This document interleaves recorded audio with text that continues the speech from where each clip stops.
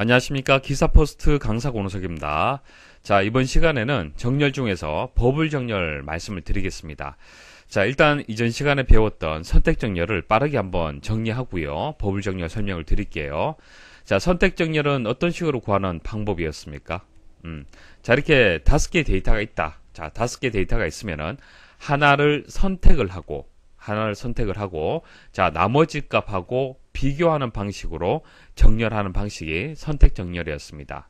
그래서 이제 기준이 되는 자, 값이 있고요. 자, 비교가 되는 값이 있죠. 그래서 기준값은 1, 그다음 2, 3, 4까지 증가가 됩니다. 배열의 첨자가. 그래서 1, 2, 3, 4. 자, 5는 상관이 없죠. 5까지 증가할 필요는 없죠. 그래서 4까지만 증가를 하게 되면은 5는 자연스럽게 정렬이 되는 겁니다. 그래서 5개 데이터 중에서 4개의 데이터만 정렬을 하면은 나머지 1개는 자동으로 정렬이 되죠. 그래서 기준 값의 배열의 첨자를 i라고 했을 때 i는 바깥쪽에서 1에서 4까지 일씩 증가되는 그런 반복 구조를 가지고 있습니다. 자, 그다음 비교는 어떻게 됩니까? 자, 비교는 기준값이 1일 때는 어떻게 돼요? 비교는 2, 3, 4, 5 이렇게 값이 바뀌게 되죠. 그리고 이제 i 값이 2가 될 때는 어떻게 됩니까? 3, 4, 5가 되죠. 3, 4, 5. 그리고 i가 3이 될 때는 4, 5가 됩니다. 자, 이처럼 시작 값은 매번 바뀌고요. 끝나는 값은 항상 고정이죠. 그래서 반복 구조를 만들 때 5라는 이제 끝나는 값은 항상 고정이고요. 자, 시작되는 값은 i 값에 따라서 달라졌습니다. 그래서 i가 1일 때는 2가 되고 i가 2가 될 때는 3이 되고 i가 3일 될 때는 4 값을 가졌습니다. 그래서 i에다가 1만 플러스 하면은 시작 값을 구할 수가 있었죠. 그래서 j는 i 플러스 1. 자, 이렇게 반복 구조로 입력을 해 주셔야 되는 겁니다. 자, 이 부분 이해를 하시겠죠? 자, 그리고 만일 데이터의 개수가 5개가 아니라 n개다라고 하게 되면은 수정을 해 주시면 되겠죠. 4라는 값은 어떻게 수정하면 되겠습니까? n-1로 수정을 하시면 되는 거고요. 그 다음 여기서 5라는 것은 n으로 수정을 하시면 되는 겁니다.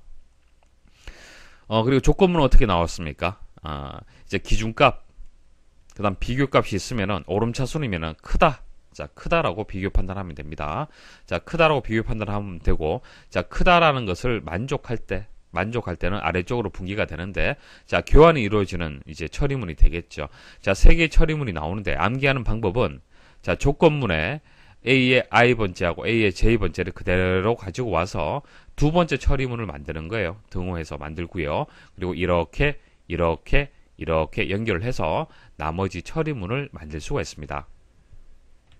자, 버블 정렬의 개념 설명드리고 순서도 보도록 하겠습니다. 자, 170, 90, 80, 90이라는 데이터가 있어요. 선택 정렬을 한다라면은 하나를 선택을 하고, 자, 이게 기준이 되겠죠. 자, 기준을 정하고, 그 다음 비교되는 데이터들을 서로 비교를 해서 크다라면은 이제 교환하는 방식으로 해서 선택한 데이터의 값을 정렬을 시키는 겁니다. 자, 이런 식으로 정렬을 했기 때문에 첨자는 i라는 변수와 j라는 변수를 이용을 해서 첨자 역할을 시켰죠. 근데 그 버블 정렬에서는 이런 식으로 첨자가 2개 나오는 것이 아니고요. 하나만 있으면 됩니다. 자, 왜냐면 보십시오. 버블 정렬에서 핵심이 되는 것은 이웃된 데이터를 비교하는 겁니다. 이웃된 데이터. 그러니까 이렇게 비교를 하는 거예요. 자, 비교해서 크냐라고 묻습니다. 자, 크죠? 크면은 교환 작업이 이루어지는 거예요. 70, 100. 자, 이웃된 데이터 또 비교합니다. 자, 90하고 100 비교하니까 어떻게 됩니까? 또 교환해 줘야겠네요. 자, 80하고 100. 자, 또 교환을 해야겠네요. 자, 그리고 또 이렇게 비교합니다. 90하고 100. 90, 100. 자, 이렇게 하게 되면은 처음에 100이 제일 왼쪽에 있었는데 제일 오른쪽으로 이동을 했죠. 이렇게 이동을 했습니다. 바깥쪽 쪽으로. 자, 그러면서 100이 확정이 되었어요. 자, 오름차순 정렬해서 제일 오른쪽의 값이 100이 되는 게 맞겠죠.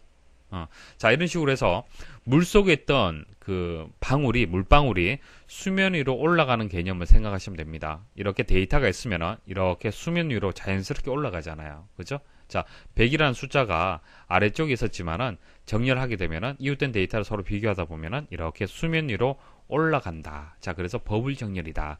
자, 그렇게 기억을 하시면 됩니다. 그래서 여기서 5번째 데이터가 이제 확정이 되었고요. 나머지 이제 4개의 데이터를 이렇게 또 이웃된 데이터를 비교하시면 되는 거예요. 자, 70하고 90 비교하면 변화 없죠?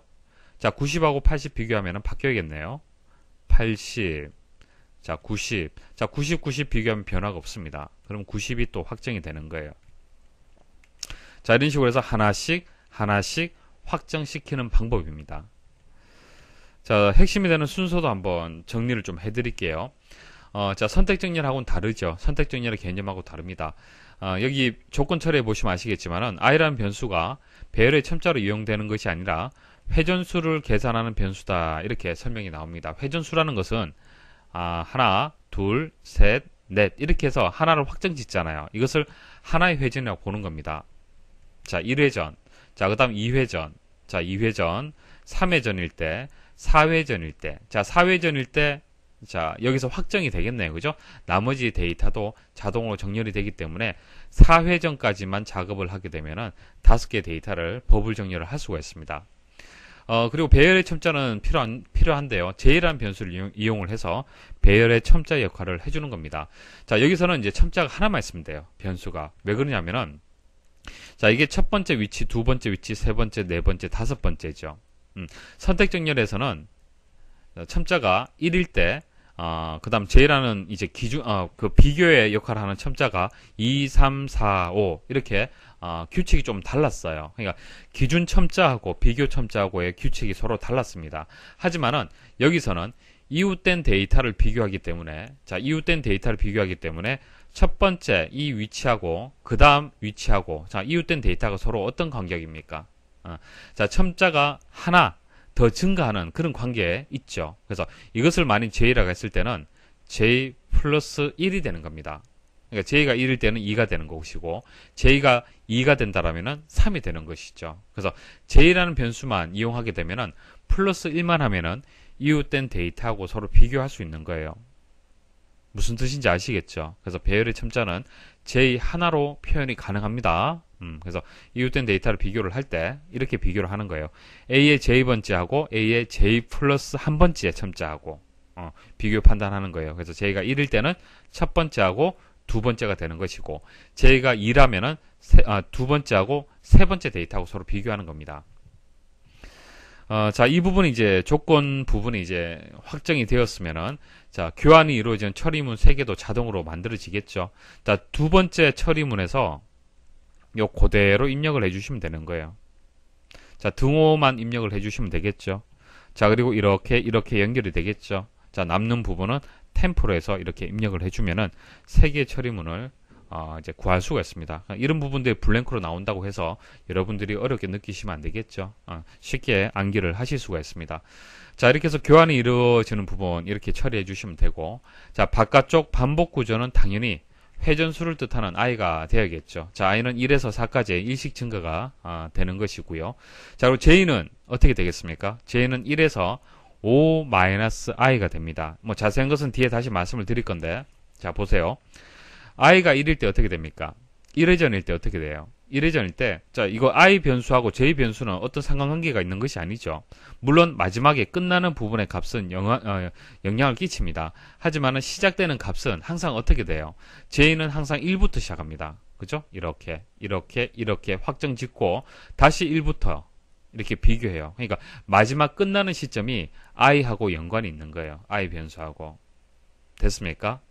그래서 항상 i가 만약 1이라면은 j는 j는 이제 4까지 증가가 되는 거예요. 그래서 j가 1이라면은 이제 요렇게 1일 때, 자, 2일 때, 3일 때, 4일 때, 그죠? 이렇게 비교되겠죠. 네 번째하고 다섯 번째하고, 그러니까 j번째가 되고 j 플러스 한 번째가 되는 거잖아요. 그죠?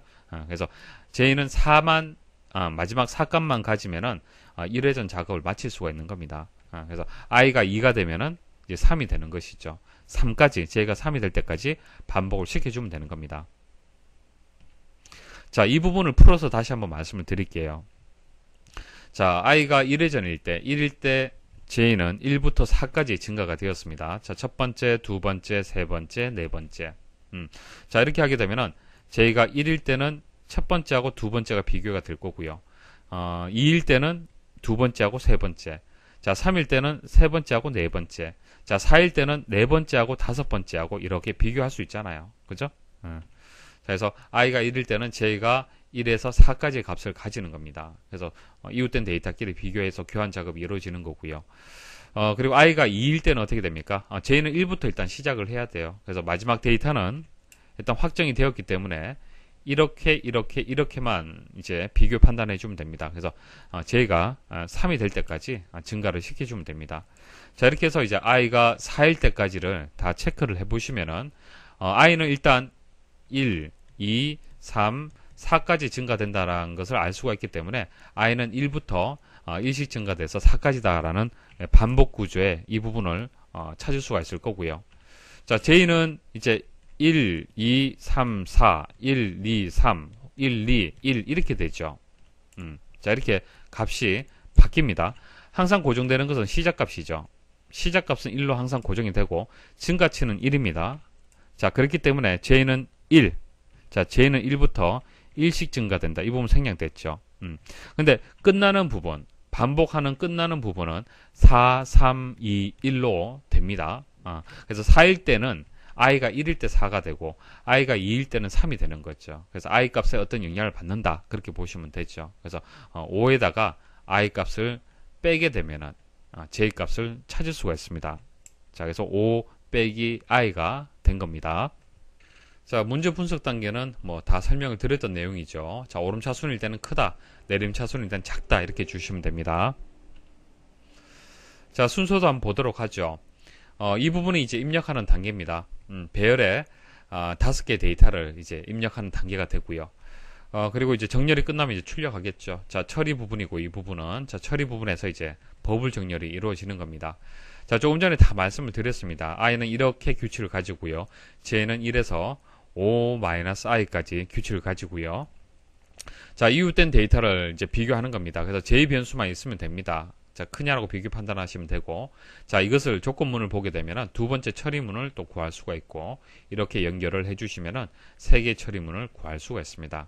자, 디버깅은 여러분도 스스로 한번 해보십시오.